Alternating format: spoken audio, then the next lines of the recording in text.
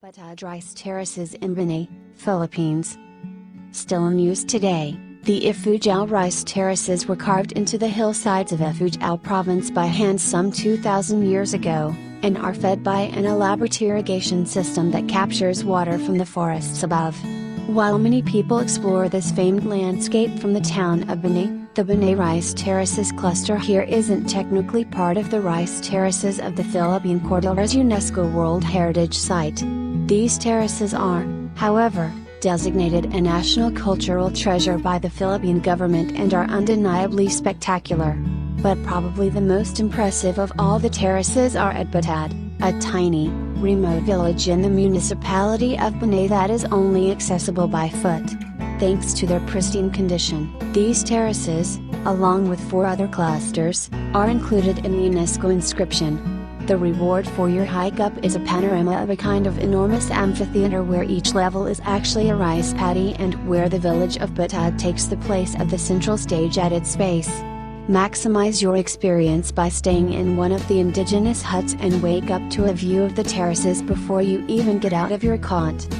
Batad Rice Terraces look differently throughout the year, and you should plan your visit according to the seasons. Thanks to phenomenon El Niño and La Niña, seasons in the Philippines has not been so stable lately, but below we will point out the most common weather seasons and most common stages of rice terraces you can expect during the year. The best time to visit Batad Rice Terraces is between April and May, and then between October and November when the terraces are in their greenest. Between July and September, it is the rainy season when terraces can create reflecting pools, and although you might not see rice at all, the sight is spectacular in a different way. On the other hand, during this time the area is prone to landslides, so be careful.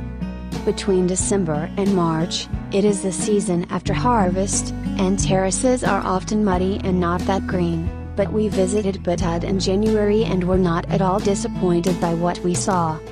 It is really hard to choose the season which is the best to travel to Batad. We would simply put Banaue and Batad Rice Terraces on your itinerary and visited them during your trip to the Philippines. The place is so spectacular that we believe it is interesting to see it even when the weather is not pleasant and rice is not growing. Like us and join us at Extreme Collections for more fun and knowledge.